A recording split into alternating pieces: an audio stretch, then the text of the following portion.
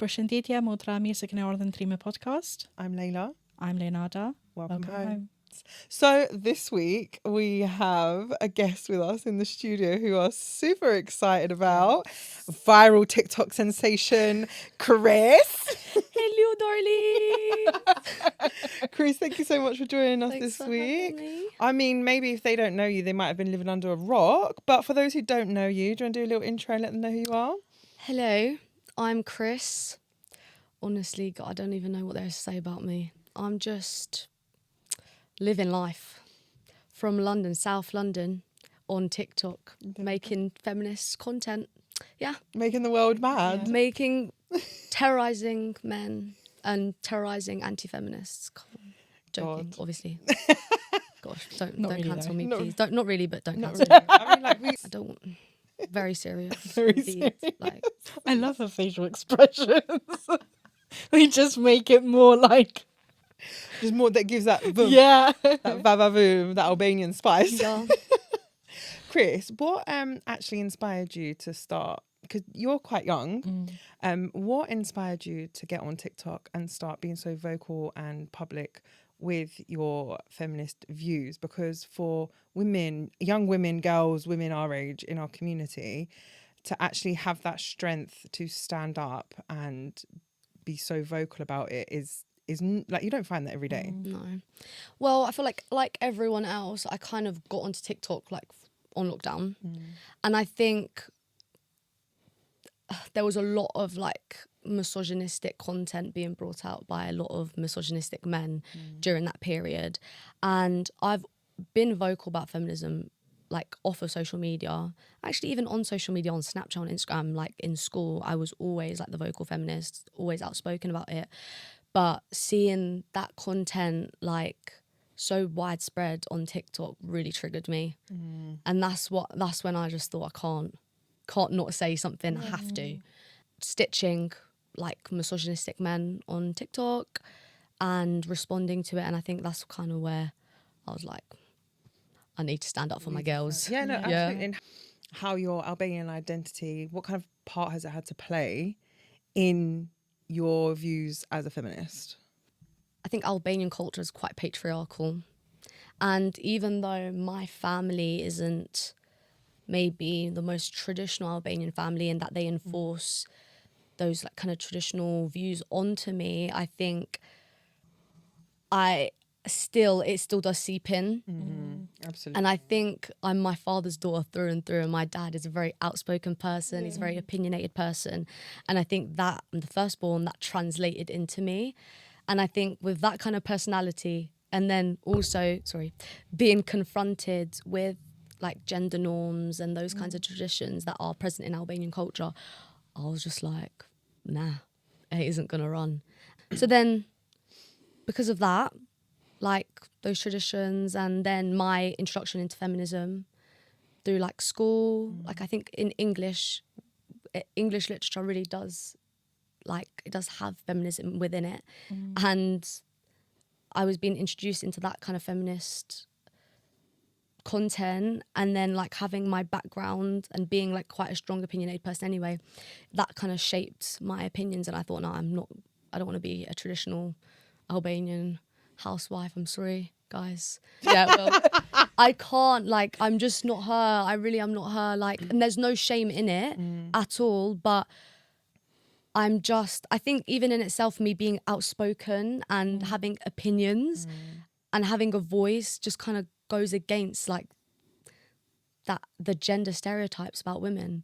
I think you probably get quite similar comments to what we get, like the violence, the misogyny, the kind of the anti-feminism, the racism, all of it, as most Albanian women do get when they are coming forward and sharing their stories. I think there's this notion that we're demonizing Albanian men or just men in general. Yeah. And instead of actually saying, this is brilliant, like this is amazing that women are speaking up and offering these safe spaces to other women who don't have that safety in their own lives. Instead, we're looking at about it being something that's demonizing men. And I'm so sick and tired of it. Same. Like when you offer like just exclusive safe spaces to women, all of a sudden it's the worst thing in the world because you're decentering men. That's the thing. Albanian men are very, very threatened by feminists. I get it all the freaking time on my social media. They don't like it because the kind of women that they want as wives are the subservient women that won't speak up, that will be in traditional relationships with them. And us Albanian feminists, we're not empowering women to follow that route. We're empowering women to break free from that if that's what they desire. And yeah, they really just, the hatred I get from Albanian men, wild. It's so wild, like, and it really, like, guys, if you're gonna hate on Albanian women, they're not gonna want you. Sorry, I don't know if that's controversial. It's a wild but concept. like It's a wild concept. if you know, I do feel that Albanian men treat Albanian women so poorly, but then they still expect us to want to be with them. It's like the most wild concept to me. Like, you're literally pushing away your own women. Oh God, I literally can't. I hate it so much. And but yeah, has that experience now made you feel different about the whole Albanian, feeling Albanian, your whole Albanian identity? Has it pushed you away from even wanting to identify as Albanian and maybe feel a bit more British? yeah. I wouldn't say I feel British. I wouldn't say I feel Albanian either, though. I'll be real. I think my family already isn't the most Albanian. Like, my siblings, they don't speak Albanian. I do speak Albanian, but I get quite shy with it when I'm not with my family. And so already that kind of aspect of it, like, maybe we're quite, what's the word, like, Britannised? I don't know if that's a word, made that up, but probably a bit more assimilated into the British culture. Yeah. But I think that already makes me feel like a bit like I'm not really that Albanian.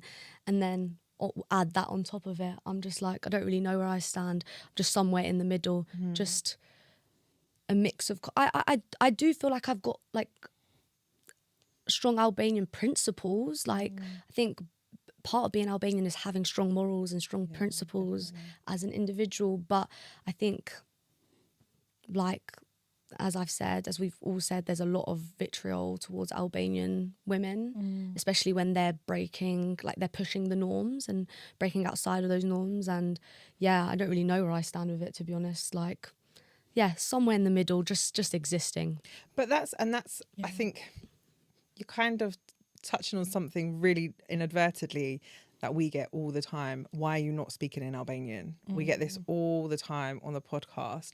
And even that question itself, it like almost, not only does it detract from what we're actually doing here, which is creating a safe space for Albanian women, regardless of what language they speak, but it's also negating how many Albanian people are in the diaspora that do not speak Albanian. And it's almost as if they're not willing to accept that there are Albanian people out there who do not speak mother tongue. Like, they just don't. Like, and there's, instead of demonizing those people for not speaking Albanian and ostracizing them, we're supposed to be making them feel included into the conversation, into the community, because actually what you're saying is, because maybe I don't have these aspects of my identity, I feel like I'm neither here nor there.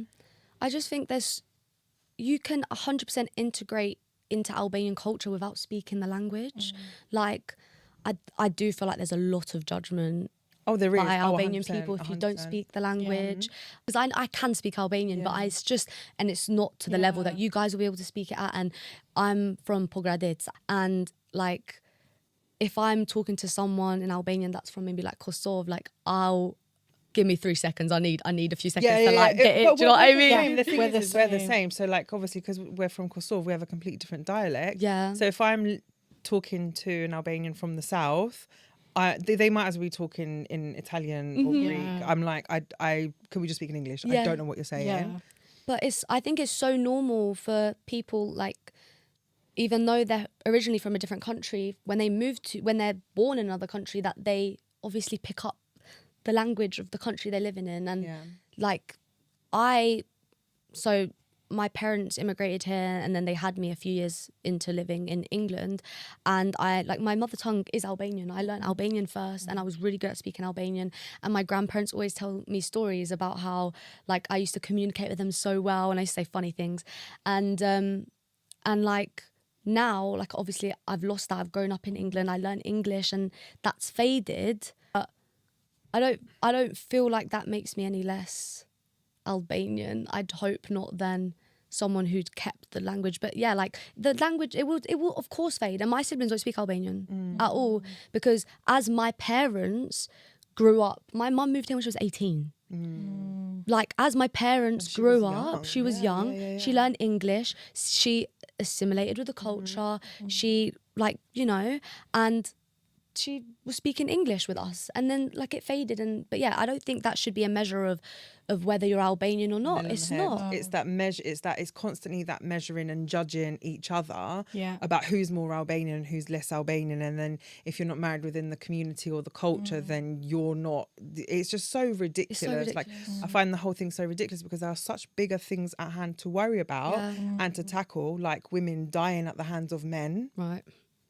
And us having one of the highest rates of abuse and violence in Europe, then fighting each other and saying Over who's more over who can speak better and who can't. It's just all that does is just ostracize people and make them feel like they're not included in the community, when our core values, like you're mentioning, like our core values is about being a community. Exactly.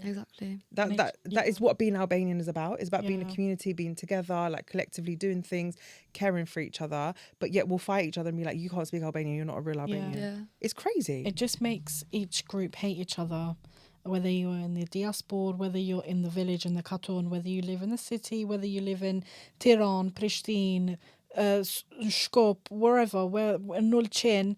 If one group doesn't speak the same way as the other group because of dialects, you are made to feel less than, and all that's doing is pushing everyone apart. The diaspora especially, they're just crumbling everyone, and then we're going to end up with no one. Yeah. But most, I guess, like importantly, when we're looking at it from like feminism and especially like intersectional feminism, what that's doing is actually putting the women in our community at more and more risk and more danger. Yeah.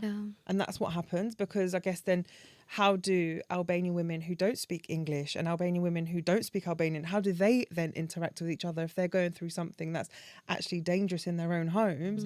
Who are they supposed to turn to and get support from? Exactly. Yeah.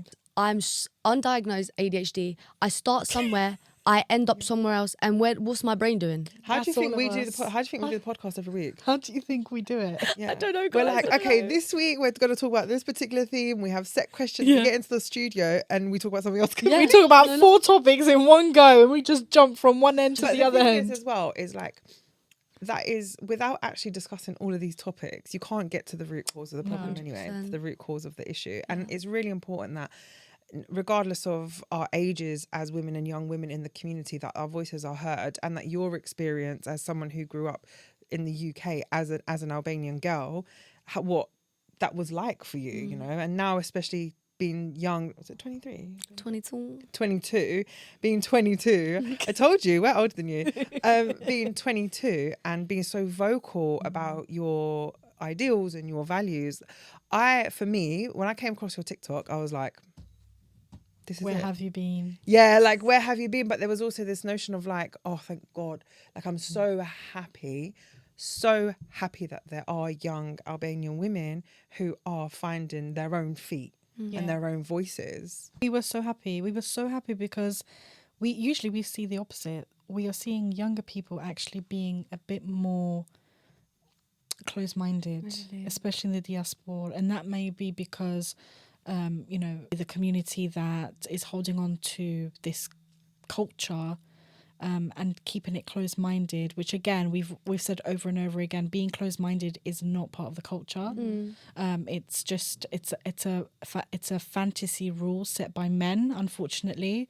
So when we saw your page, we were like, thank fuck someone like this exists, because it gives us hope. It gives us so much hope, because, you know, we're going to die one day and you're still going to be here. So you have to take the lead. You just have to take the lead.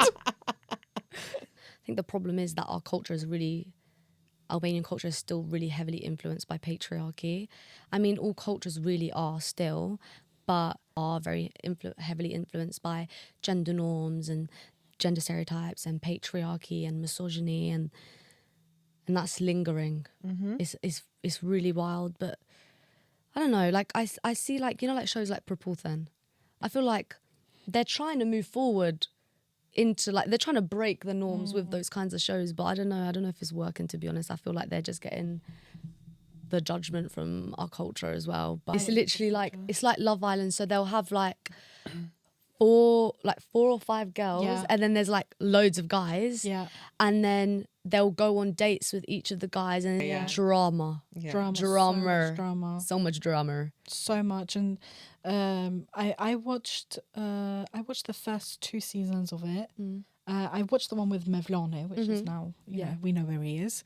Is he in prison? No, no, he's in Big Brother. No, sorry guys. There's one of them that's in prison, I'm pretty sure. No, I don't know about that one.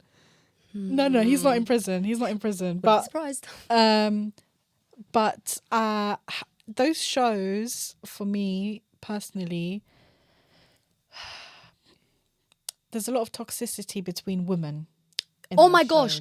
If I see one more woman fighting with another woman over a man, I'm going to literally explode, implode. Guys, stand up. Yeah. No, stand up, please. You have to stand up. No, and Had enough. it's, I think, something that we've touched on a little bit, but not really, and it really needs touching on, is that ingrained misogyny in women in our community. And I say this time and time again, when it comes to these things, I always analyse it from a different lens. Not that anything ever excuses perpetration, whether you're a man or a woman, but it needs to be looked at from a different lens. So from women in our community that have internalised misogyny, it genuinely worries me. Oh my gosh. Genuinely I'm so concerned. worries me, yeah, absolutely. And I always think, what can we do to actually bring those women with us? To like educate and raise awareness and to be like, this is not it. Like, whatever you think this is, it's not it. It is about education. I really think it is about education. I mean, for me personally, because I did gender studies at uni pretty much, that really opened my eyes and enlightened me to society. It made me analyse why things are the way they are. And I think that's what's maybe going wrong in our, you know, and I think social studies are really important to make people think critically, because I think that's the issue. They're not really questioning why things are the way they are. No, internalized misogyny is it's a wicked thing. And I think it's been used as such a dangerous tool in our community by men as well, because when women do hold that misogynistic view and then they project it onto other women and girls, they know they're safe doing so because they know that the men are going to back them up. They know that men are going to enable that kind of those, whether they're violent in the sense of physically violent or mentally violent, emotionally violent, they know that they're going to get that backing from men, and that's why it makes it doubly dangerous. All internalized misogyny really does is distract from the real issue, which is misogyny, just period. Thank you. And violence. And violence and hatred towards women. But I just really, really would love to see women, Albanian women, waking up from that and actually questioning, why am I, like with the Propulsion, why am I fighting this girl over this man? If there's 2 of us fighting over him, surely he's the problem. But they don't think that. Yeah. No. It's disturbing. I think sometimes I actually hate admitting certain things, because I don't want it to be this way, but sometimes it is what it is. The pick me mentality that happens in our community amongst women that's one thing that I wish I could erase, but in order to erase that, you have to erase the patriarchy and the misogyny. And that's virtually impossible at this point. And you're right, that happens to detract women from actually the real issue at hand. That happens to keep women busy in and amongst each other, gossiping, fighting each other over love interests, going into TikTok comments saying you're not a real woman. Do you know what I mean? Like all that anti-feminism that happens in our, because I've seen it in your comments, or we get it every single day. All that, so much anti-feminism. All of that does is just take away from the real issue at hand. The fact that we should actually be uplifting each other and supporting each other and being safe spaces for each other instead of fighting each other. I think part of that problem is still, like, women's worth is very much tied to men. Oh, absolutely. And, like, having a husband and having children is still tied to that domestic life that they expect women to lead. And so when women are raised, girls are raised with this idea in their head that they're going to get married and that they need to be what men desire and what men need, and they need to become housewives because that's what men will require from them. And that's the problem. That's why the internalized misogyny exists. That's why women are fighting amongst each other, and that's why men are thriving in our community, really and truly. They're not being held accountable for their actions because women's worth is still tied to men. And I always touch on this fantasy that women are brought up in with, you know, you it's almost like a Cinderella fantasy that you are going to be put in a nice big wedding dress, you are going to go to your in-laws, you're going to get this much gold, this much dresses, and you're going to basically be serve your musafir, constantly painting this picture that your prince is going to come and save you, but you have to serve in his house, and it is an honor to serve in his house. But to make that just a bit sugar-coated, these are all the presents you're getting. But if you make one wrong move, and I've seen this when in real life, if you make one wrong move, they will start, you know, verbally, emotionally, financially abusing you to the point where they say, actually, you know what, get out of my house and give me all the stuff that we gave you as an ulcer. So it's just this fantasy that a lot of girls, young girls, unfortunately, are being brought up into, thinking that their whole life worth is about getting married because this is the exchange, which is materialistic. There's nothing actually long lasting. Materialistic, it will get old, you will get wrinkly. What is your wrinkly old husband gonna actually offer you? so true. And it is, you're so right, it's all so superficial, isn't it? So There's nothing superficial. actually offering women to upskill their lives. No. And that just goes to show what people think of women. Yeah. And And they then really see women as actual human beings. exactly. With personalities and ambitions. Yeah, we really need to, it's disturbing. It's very disturbing. It's disturbing. And then when you have someone really strong and independent and empowered in that family as a woman, they're very threatened. Yeah. They don't speak to her. Like, don't speak to her because she's gonna poison your head. It's just, That's what they say about us in the comments. yeah, that's what they They're say like, about keep us. listening to these two feminists and you're never going to get married. Yeah, no, that's what you're gonna have cats forever. Yeah. Oh, it's such a wow. Oh, that sounds such Literally, a sad life. so sad. Ultimately, I think the journey I'm going on right now is like getting away from that kind of mindset that like, and actually coming to terms with I could be alone forever. And that's okay. Yeah. And that's actually okay. Yeah. And I'm not going to die. And I'm going to be okay. And I'm going to find fulfillment in my life elsewhere, in my friends, in my family, in I don't know, whatever. But like what it really does boil down to for me is I can easily go get a husband. I can find one on the streets right now. But I don't want I don't want a man on the streets. I want a man that understands like all of these things that we're talking about, that isn't a sheep being led by patriarchy. His patriarchy. Power either. Yeah, isn't going to that he's going to distribute that power equally with you to uplift you. And if I don't find that, then I am okay alone. Yeah. And that's really that's my journey right now, like just actually coming to terms with it and getting comfortable with it. Yeah. Because my worth isn't Tied to defined by what a man sees in me.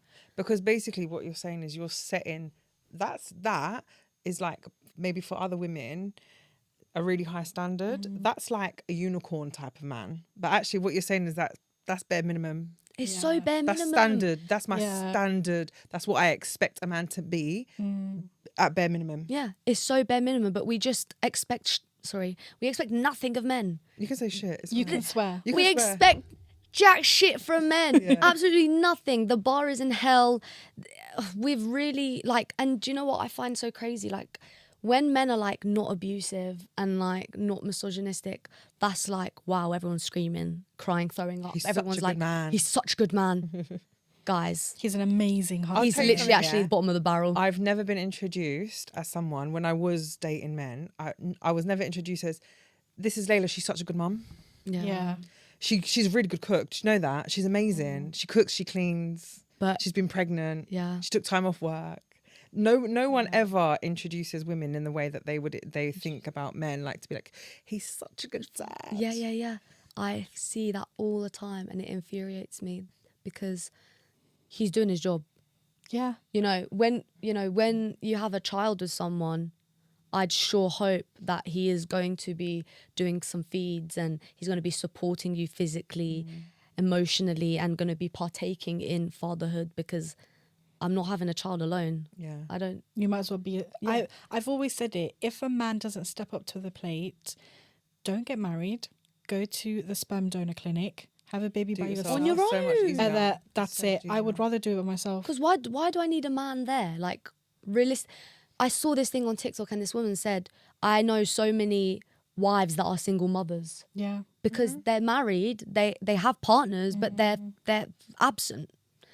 And it's absolutely crazy. But yeah, like the bar is in hell for men, because when men just do like the things that women do, like are good parents, we really do praise them. I even catch myself sometimes. I'm like, oh, no, don't say it. He's not a good Don't say father. it. Don't say it, Chris. He's literally just a normal everyday dad. That's a normal Yeah. person. Like, that's what women do on a day-to-day basis. Why do we have such like drastically different expectations for women and men? Absolutely. I feel like there's such basic expectations of men, in whether it's our community or just globally. And then when we look at the expectations of women, they're impossible. They are not on the same level at all. And so that's why, for me, when we are talking about feminism, it's so important to actually acknowledge that right now what is happening. Feminism, when it started, was about equality, voting rights, and having bank accounts and things like that. But at the moment, now that we've gained all of that, all of the logistical stuff that we deserve, like as bare minimum things, right, and are not distributing power equally in and amongst their own communities with women from their own ethnicities, from their own backgrounds. Feminism right now is so misunderstood and so misrepresented, because for as long as men really buy into the patriarchy and don't share their power, we're doomed. Because people say all the time, what more do you want? What more do you want? You have rights. You can buy a house. Oh, thanks. I can actually vote and I can buy a house, but I'm still like can't walk down the street and feel safe. Yeah. I'm still terrified of men hurting me. I'm still less likely to get like a good job or whatever. There's so many kind of different circumstances. Like, we haven't reached we've reached maybe physical equality, or like you said, logistical equality, but like not true equality, because as long as the men at the top are preventing us, like not as you said, distributing the power equally, then really this is why we're still here. Oh yeah, absolutely. Do they think we want to just complain? Like, do they actually... I genuinely think that's what they think that? I do. I think that. Yeah, I think that's what they think we want to do. Yeah. Like, sometimes I find myself wishing I wasn't as enlightened as I am, because it's heartbreaking. No, for real. You know I how hate all it. the time. It's a lot to think. It's a lot on your mind, Yeah, it's I a wish I lot. could just be like blissfully unaware. Ignorant. Yeah, completely ignorant. Like, there are a lot of women, I think about this, there are a lot of women that feminism doesn't concern them. They don't care. And they lead their lives how they lead them. Yeah. And they're happy. Blissfully But they're unaware. happy, guys. They're happy. And I'm not, How I'm do we freaking... become like those how do I go back in time, kind of? Like, how do I actually go ignorant back? to it? Yeah. Because it's heavy on the soul. Yeah, It absolutely. hurts. Yeah. I hate it, like, seeing on the news. Like, I think there was, like, a 3-week period where there was something on the news about a woman being killed somewhere in the world, like, every other day. Yeah. And I just was, like, crying. And it really does. That's what they don't realise. We're not doing this for fun. No. This is a lifestyle. Absolutely. This is a lifelong goal. I don't think we'll reach it by the time we die, but I want to, like, when I reach the end of my life, I want to think back and go, you know what, I stood up for what I believed in, and I fought as much as I could, and I hope I made an impact, and that's it. Bosh. And the thing is you absolutely will, because that's your way of being. It's just who you are.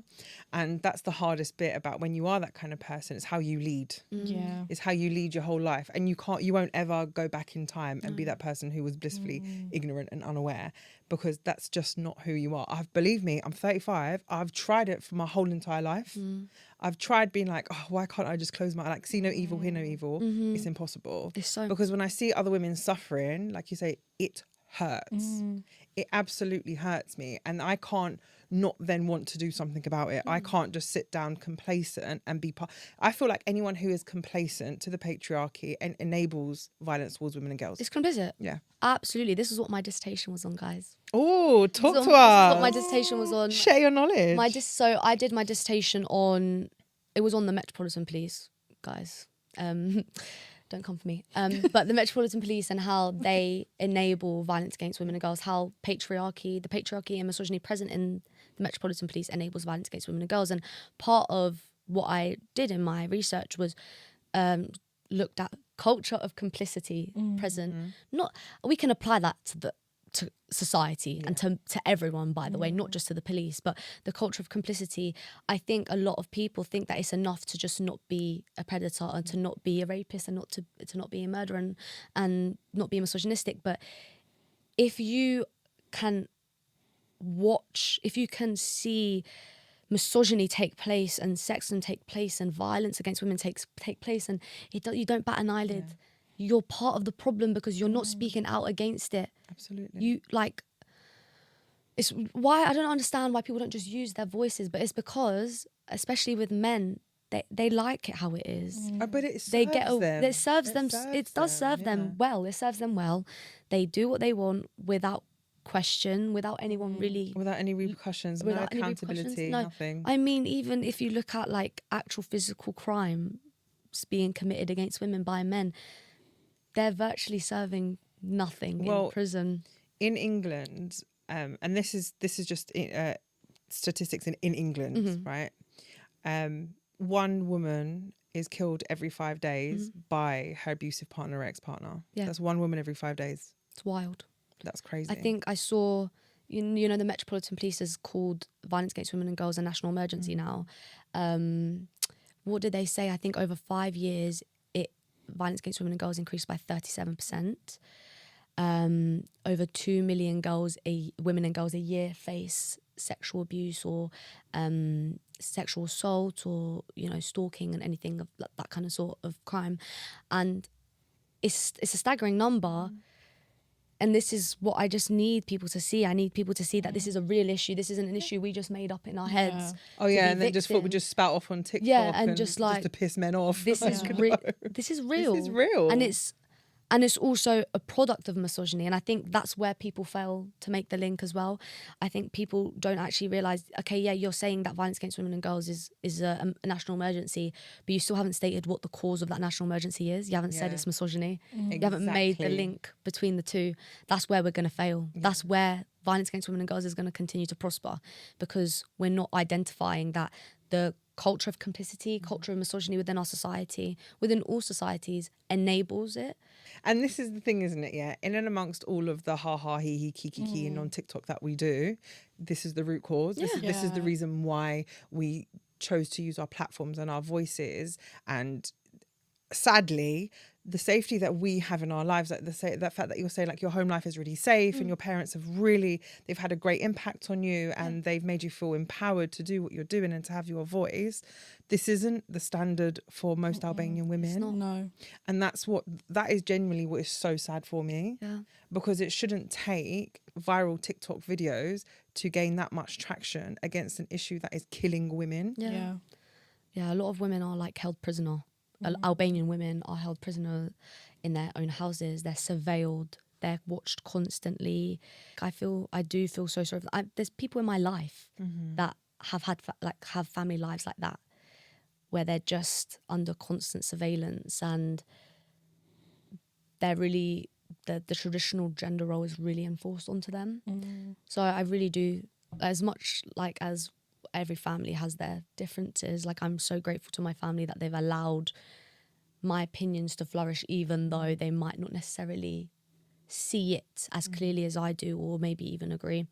Yeah, But to give you that space to be yourself and to explore who you are, to explore what your world and your future and how you're going to navigate that now, because you're not just moving through the world as a British woman, you're moving through the world as an Albanian British woman. So that intersectionality of your identity, and also on top of that, you're a feminist. So those intersectionalities of your identities are going to impact your life.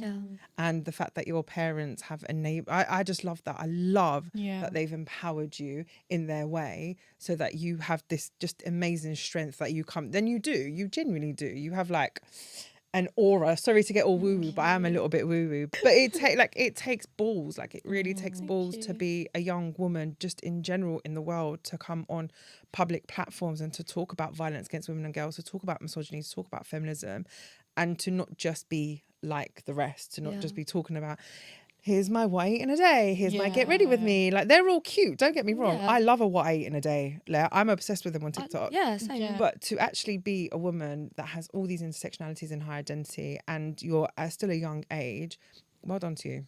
Thank you. Love you, mum and dad. And you change lives. That's what changes lives, and that's what makes someone actually sit there and say, hey, hold on a minute, Chris has said this. Let me reflect on my life and let me make this change in safety. So, never forget that anything that comes out of your mouth can have a huge impact on someone else that isn't in a safe place and wants to change that. So that's what I really just want to do, to be honest. That's literally my life purpose at this point. That's what I realise is the reason why I'm here. So yeah. What is it that you do want to do? I want to go into women's aid, but I need to... There's not a lot of vacancies, and then I think I need to volunteer first to get my foot in the door, but then there's not volunteering vacancies near me, so I'm trying. I want to get out of retail so badly, I can't do it anymore. But yeah, that's where I want to go, and then I think get my foot in there, and then I want to work with legislation, because the legislation surrounding rape and domestic violence is piss poor. It's very, very, very, very poor. It's just the police, the criminal justice system aren't doing enough, and I think that those kinds of legislations need to be reviewed, and that's where I want to go. That's what I want to do. Don't know how I'm going to get there, but I'm just letting life take me, really. Well, our goal was always with Trime to set it up as a non-profit for Albanian women, and we're desperately trying to realise that. We're desperately trying to make that a thing. We're going to make it a thing. The law of assumption and manifestation. It's going to happen. Yeah. It's happened. It's happened. Yeah, it's happening. It's happening and it's happened. And for us, it's just hearing you say that, and I know Leo would echo this, because I know we're literally one. Hearing one you brain. say that and hearing you say that, I'm like, oh my God, this means that there's actually hope. That when Trime actually transforms into this organisation that we want for Albanian women, we're going to have women in the community that can be like, do you want to come work for us? Yeah. Because they're going to understand the complex needs of Albanian women. They're going to understand that what happens within the culture, the enabling, the misogyny, the violent practices, and they're going to know actually how to impact and change those women's lives. Yeah. And that's why I'm like, oh, what do you want to do? Because maybe one day we'll hire you. Poach me, guys. Take me, please. Take me. Yeah. I'm I'll be lining up the first one at the door. Guys, hello. Knock, knock. Knock, knock. It says a lot about that's the kind of videos that do end up going viral, because again, it's that immediate, everyone's upset. And it's not just men that are upset by those videos. It's women who are upset as well, because they have found some kind of false safety in misogyny. Oh, 100%. And so for them, for anyone who's now breaking the mold and actually highlighting these real issues, it's no longer safe. That life that they've been living is now like, oh, hang on a minute, I have to look in amongst my own life and then the wider circle and the wider community and everyone else. My life is no longer comfortable. Yeah. Because we're essentially calling these people's lives lies and fallacy and just false. Yeah. And that's a hard thing to hear. Yeah. I mean, even in my own journey with feminism, especially kind of in the early days, that sounds so funny, early days of feminism in my life. But it is an awakening though, that's the thing, because feminism is a real true movement. It's who you are. It's it's an awakening. it's hard to hear your opinion being opposed. I can't even recall what I used to think, but that I do recall times being so strongly believing something, and then I'd hear something different. I'd be like, oh no, and then it's a hard pill to swallow. Yeah. But like, at least for us, we adapt very well, and because we're already believing in a system like, or in something that is like separate from patriarchy or like opposes patriarchy, like it's easier for us to adapt to like being, I guess, more woke. But because their lives are solidly placed within patriarchy, it's a hard one. Oh God, And they feel attacked. Yeah, they feel attacked. They feel attacked. Well, it's like with guys, right? You know, like if you say like, oh, if you talk about rape or something, or if you talk about rape culture, they get attacked immediately because you know you're talking about male culture. Yeah. And let's be real. It's male culture. Male culture influences rape culture, which is influenced by patriarchy. It's a cycle. They feel challenged by it because there's challenge in their worldview. Don't know why. Because they sexualize everything. Yeah. They sexualize everything. When they, you know, when the guys get together, I immediately expect the guys to all talk about sexual stuff. Like, no one's actually talking about intelligent things. No one's actually talking about doing something for their wife, you know, making it really nice, like how women do. You know, women for their partners will talk with their girlfriends and be like, oh, like, you know, if I want to do something for my husband, I'll be like, Lejla, what do you think about this? Or vice versa, if she wants to do something for Dan. Like, you know, we talk about these nice things, but I would never say to Lejla, like, yeah, I'm going to do this to my husband tonight. Yeah. It would never come out of my mouth. If you did, though, I think that women and men talk about that differently. Completely it's differently. So different. Like ours is linked with emotional intelligence and love, and theirs is just linked predator, degrading women. Yeah, exactly. It's funny that, like you're saying about how your journey in feminism, because it truly is. Like, I've always been a feminist from my young days, which is why I was always kind of like the black sheep in the family. And that was when I was like 15, I was a kid. Yeah. And then as I grew up through my 20s, I was a feminist, but I was really like surface level feminist because I was still very much living that heteronormative lifestyle that almost killed me, literally. And then after coming into my 30s, that is when I had my real awakening. I was like, it was as if someone just ripped off these rose tinted glasses, and I no longer saw the world the way that I did, even as with that surface level feminism. I no longer saw the world like that. And that is when I completely started, I decentered men from my life. For me, because I am a lesbian, it was a little bit easier to decenter men. And I find actually sometimes I do have a bit of a challenge connecting with other women because all they do is talk about men. Yes. I'm telling you this now, as a woman who does not have men in her life, or the men that I do have, like my brothers or friends that I've had for years and years and years, and they're good, safe men. Yeah. They're just basic normal. They're just normal human beings, right? We should not be praising anyone for just being a normal human being. Exactly. I find conversations with women really difficult because it's all about men. Trust me, I feel you, and I actually am straight. I have conversations with women, and you know, they're telling me their issues with their boys they're dating, and I'm just like, it's like my eyes twitching.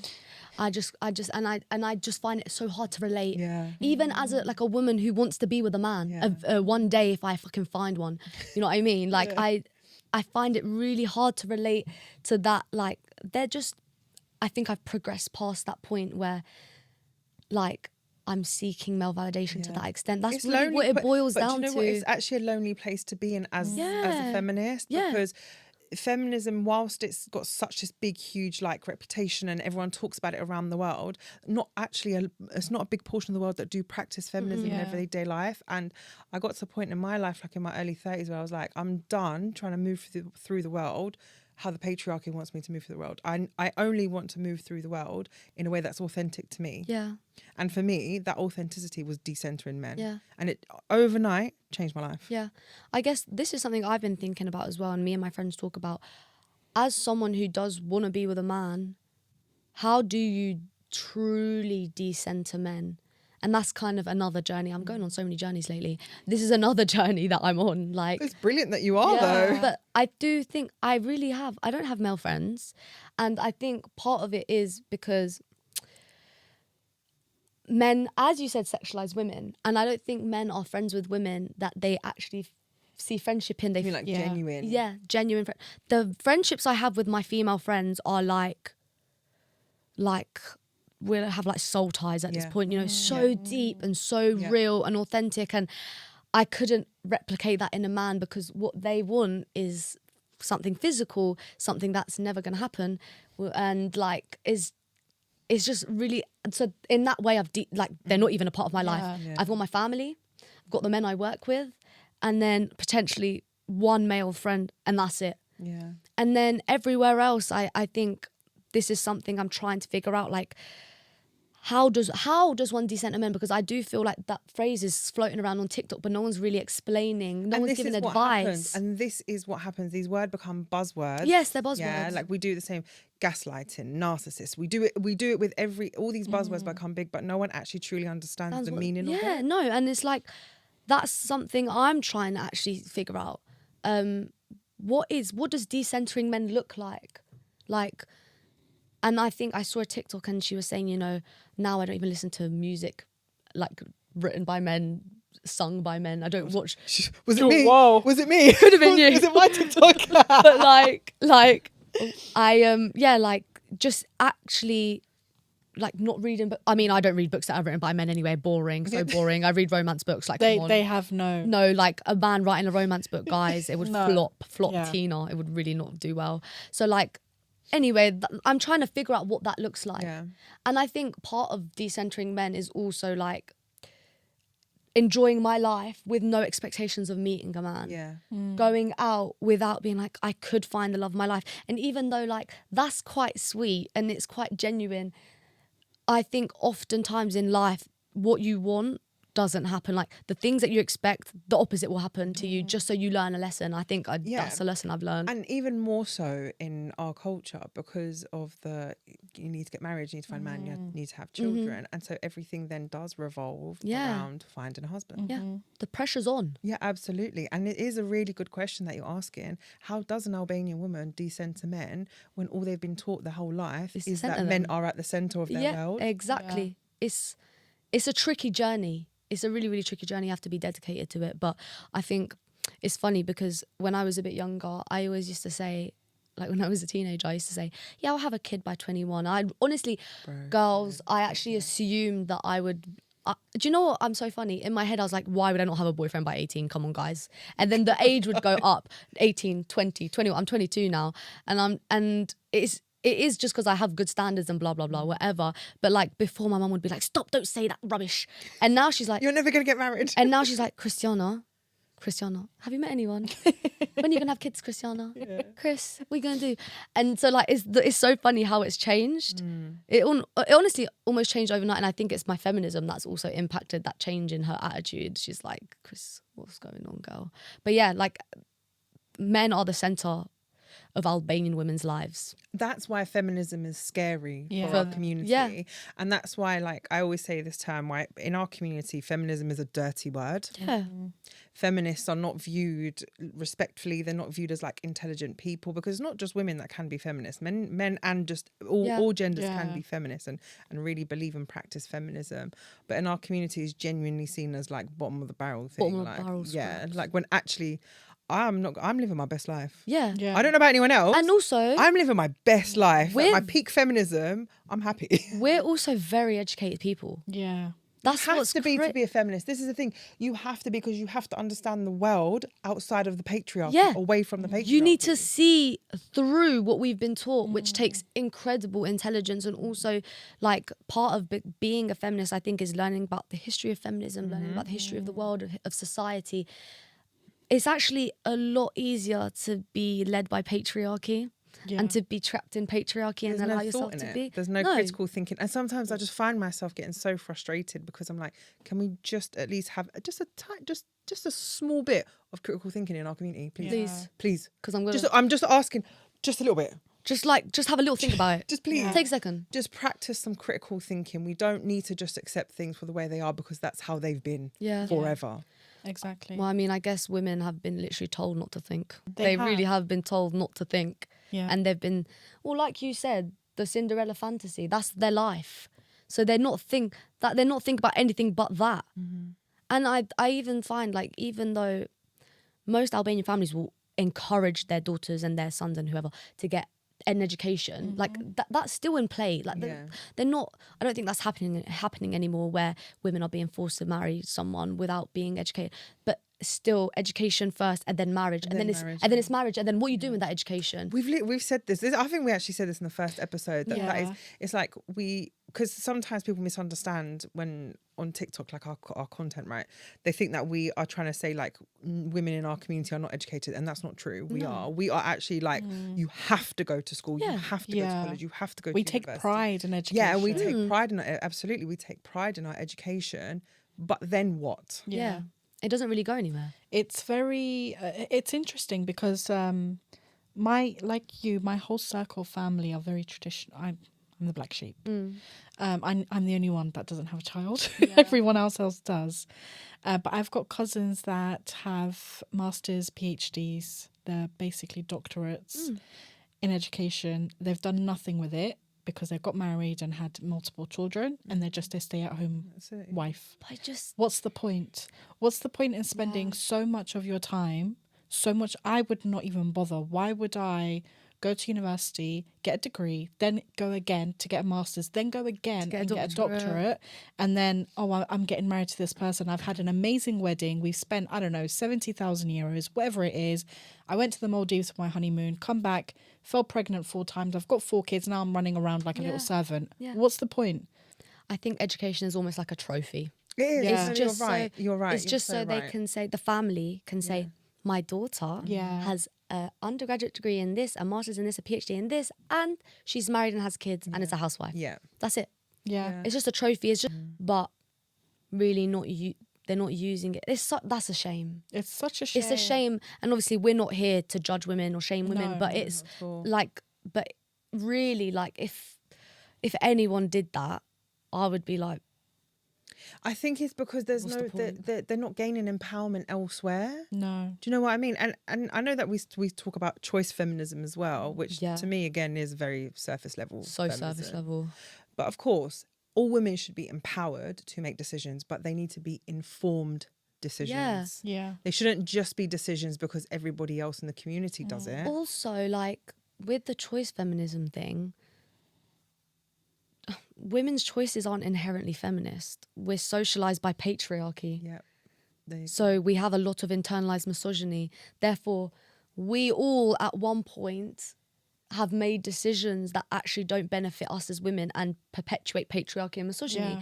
So, like, but what Chris, is that kind of narrative? Like, I've spoken about it on a podcast before. This is something that even in my own journey in feminism, and this is very recent, after doing the podcast and we were talking about marriage and the Norsa culture and things like that, I started realising how much of that is in my head. I'm a lesbian, my partner's a woman, and I was still like, I need to do the dishes, I need to make dinner before she gets home from work. Isn't the whole point, the whole heart of my practice as a feminist is to go against those gender roles and to go against the whole of patriarchy? There's so much unlearning to do. Yeah. Even when you are going on that journey yourself. Like, I'm 13 years older than you, because now I sound like back in my day, but like, even my point is like, even though I'm 35 and deep in my feminism journey, there's still so much unpacking that I need to do. 100%. Like, 100%. this is, well, our lifetime's worth of socialization, and also the whole entire, like, existence of the world's, like, socialization. Like, it's a hard thing to break, and it's not easy. And I even find myself going, oh, maybe I should change the way I think. Yeah. But I think with me, I think maybe I crossed into, I would definitely call myself like a radical intersectional feminist. Like, I kind of came upon that quite early in my life. So maybe, like, I don't have that, what you said, like about doing the dishes and things. I don't have that instinct. My mother hates it. she wants me to have that instinct to do the dishes, she'd appreciate it. But like, I just don't have it. Like, But I No, wish we I'd had had it, that rad feminism. Same. I wish I'd had that rad feminism mentality from your age. Genuinely, I do, because it would yeah. have saved me from literally life-threatening. Yeah. Yeah. Life-threatening violence. It Same. 100% would. And that's why, so for anyone who comes and is like, oh, Chris, feminism this, whatever, let them chat shit. Yeah. Because essentially you're keeping yourself safe, and your practice of feminism actually is a beautiful practice that enables you to move through the world in a way that works for you. Exactly. It's also so supportive of women. I wish women would realise that. Yes. Especially women in our yes. culture. I wish they'd realise that this is for us, this is for you, this is for your kids, this is for all your female family members. This is even for the men, I guess. Like, you know, this is for everyone to be liberated from this system that's oppressing us all. But It's tough. that's their own journey. That's their journey they have to go on by themselves. It's not something we can ever lead them through. But I guess, like, with what we do on social media, this is what we're doing it for. Hopefully people watch our videos and go, and it triggers their way of thinking.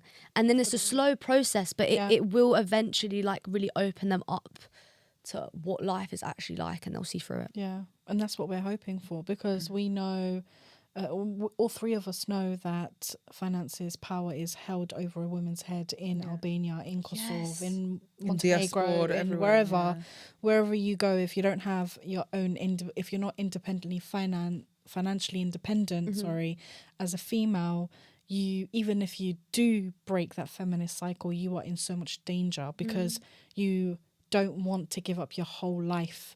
You know, most men hold kids over a woman's head, hold power, hold finances, hold their link to their own parents, their link to their heritage, because inheritance isn't something favoured for a woman in our community. It's more favoured for a boy, for a man. I say boy for boys, because they're the golden gender. They're the favoured gender. They are seen as this gender that's going to save the whole lineage, which is just bullshit. It is bullshit. Look at what they've done. Because it's not Game of Thrones. It's not Game of Thrones. It's not Game of Thrones. No. I've said this over and over in time.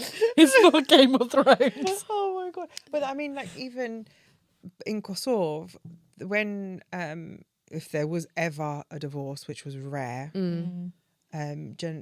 say generations ago, it wasn't that long ago, that if a man and a woman divorced, he kept the kids. You would go back to your dad. Wild. You'd go back to your father's house to be married off again, and your kids would stay with your husband. No way. Yeah, absolutely. Yeah. What? When my granddad died, my mum and her siblings were really young. My mum was 7, and my granddad died, then she gave birth like 2 weeks later. Oh no. Yeah, so she had 4 children under 7 years old. And in the village at the time, so my granddad's family and the village, all the elders, they came together like, you've got to go. Yeah, you've got to go back to your father's, and you've got to leave the kids here.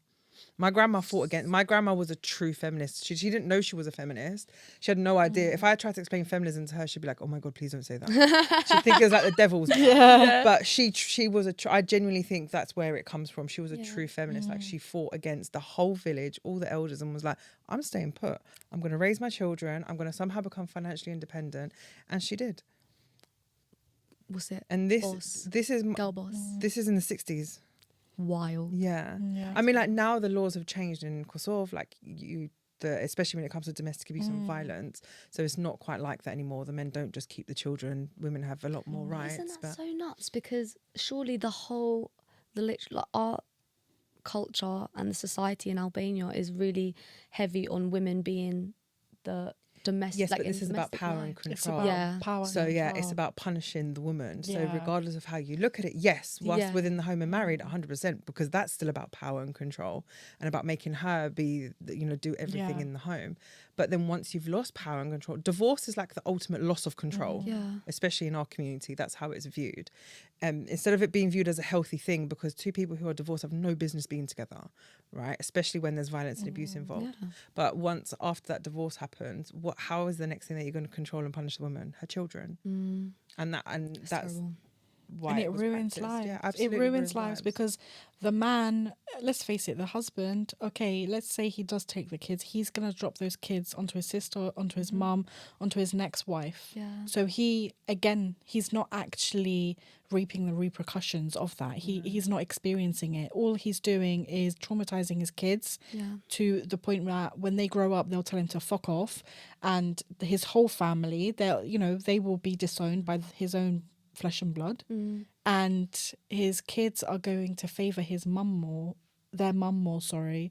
So they're always going to fight for their mum, and they're always going to side on their mum's side. So all you've done is just ruin everyone's lives, including your own, for the rest of your life. And then by the time you're crippled and you're wet in your bed because you're so old, you're going to regret it. That's karma. That's true. Sorry. No, But it's true. I didn't know that. I didn't know that. I don't think it's practiced in Albania though. I don't know if it's practiced in North Albania, but the girls that I do know from South Albania, when I've told them that, they were gobsmacked. They were like, "What? That does not happen." Yeah. Yeah. It used to happen a lot. It doesn't happen as much. I do know of instances of where the woman... It happens in villages where the woman is sent back to her dad's if, she doesn't clean and cook and do all of this kind of bullshit. Or have boy children. Yeah, or have boy children. To this day. Yeah, to this day. It's always like, oh, you're so Jannah, like, it's so sad you don't have a boy. Yeah. It's just... Don't even get me started. I know. But my point is that we think we've progressed. Yeah. We've only come such a small way. 100%. I think like something that you said about women being scared of feminism or hating us as feminists when they don't understand that actually what we're doing here is for them. It's so true. Everything we do in our movement, in our work, is to keep women safe. Yeah. It's not to make their lives harder. It's actually to make their lives easier and safe. Are their lives not hard enough right now? Exactly. What you think is going to get... I mean, it's a hard process, of course. Like deconstructing your ideas of society is hard, but like your life can't get any harder than it is right now under patriarchy. No. It could only get better with the liberation from patriarchy and dismantling of patriarchy. Obviously, that's a phrase we all love to say, but it's something that is really, really hard. I mean, I don't see how it's going to happen. However, like, this is what we're striving for, right? And like, this is all for and them. you're right, it won't be in our lifetime. I've made peace with the fact that it won't be in my lifetime. Same. Dismantling the patriarchy is going to take a lot of work like transnationally from feminists to make this work, but I can't die knowing that I wasn't a part of that movement. 100%. No, exactly. Because we are going to leave legacies, whether that's our own kids, whether that's our own people in the community, we are going to leave a legacy, and we need that legacy to keep going. Do you know someone wrote a comment, I think it was on my own TikTok, said something about, no, someone sent us a DM when we first started and said that I sounded manphobic. And Bella said, so Bella said to me, what does that mean? I said, well, it means like you're scared of men. And Bella went, you're not scared of men. Ugh, men not scared of you. So I true. love the fact that and Bella this is knows why you mummy so doesn't well. listen to people online. Yeah. I love the fact that Bella's just like, what? Literally, she was so confused. She was like, you're not scared of men. And they are scary, but like, I love how the worst thing you can get called is a man hater. Do you know what? I'll eat it up. Like, I'll eat I it am, up. Okay, cool. yeah. Okay, yeah. And I Yeah. actually do. Yeah. So where do we actually go from here? And now what? For real. And people are actually so scared of that. Like when you're like, yeah, okay, now what? How does that change anything? Right, change my mind. Yeah. Tell me why I shouldn't hate men. Yeah. I'm actually waiting for you to tell me. Because I said this to you when we spoke on the like phone. My mum has literally groomed me to be a man hater. She doesn't even know it. She has. She has. Because she like taught me to be scared of men. Yeah. When I was growing up, she was like, be careful of men in vans because they're going to kidnap you and they're going to do bad things to you. Like she was, because she has a lot of anxiety and I have it too. So she would try to take preventative measures. So I grew up being terrified of men. Even now, she's like, be careful, a man's going to spike your drink. Be careful this, be careful that. But I had to explain to her, Mum, you've done this to me. You've actually created this monster in me. And now you can't actually blame me for being the way I am because I'm actually, what I have become grew on your foundations that you set in me. Yeah. Well, because we say to women, it's not all men, it's not all men, yeah? Yeah. And then when women are raped or when they are murdered or when they are, there's some kind of horrific, violent, abusive act that's they're subjected to, we all of a sudden say, that's your fault. Yeah. It's your fault you went back to his house. It's your fault you went back to his hotel room. It's your fault you did this. It's your fault you broke it. But I thought you said not all men. Yeah. Yeah. So now when women are a victim of violence and abuse, all of a sudden it's her fault. But you said it's not all men. Yeah. So you told her to trust men. You told her to trust men. And then she trusted men and ended up either raped or killed. Yeah. Yeah. Or with lifelong serious injuries that's Yeah. going to affect her. And so to end this episode, what I want to ask you is, what change do you want to see happen in our community, but in particular in your generation? I want to see the rise of feminism in our community. I want to see the rise of female empowerment, and I want women in our community to realise that their worth isn't tied to what they can offer a man and how men view them, but actually they can find worth in whatever, in whatever they see in themselves. I just want women in our community to love and respect themselves enough and to have good standards as well when it comes to men, enough to really be selective in who they decide to be with, because I think with how it stands right now, a lot of women are getting into relationships with really shitty men, and that's not their fault.